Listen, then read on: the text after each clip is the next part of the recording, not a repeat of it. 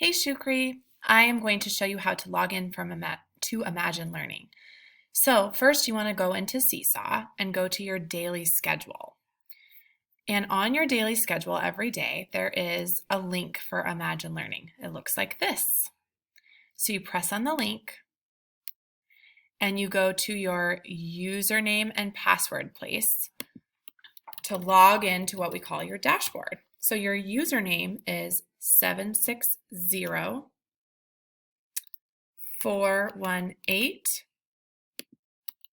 and your password is 03282014 and you press login.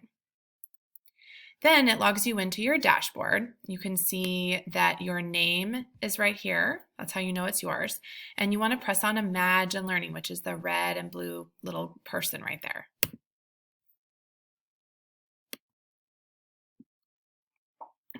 So once you get in,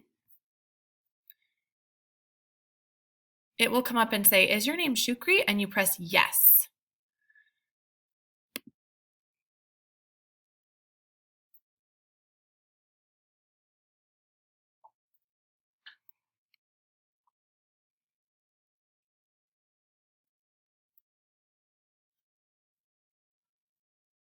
It's time to play.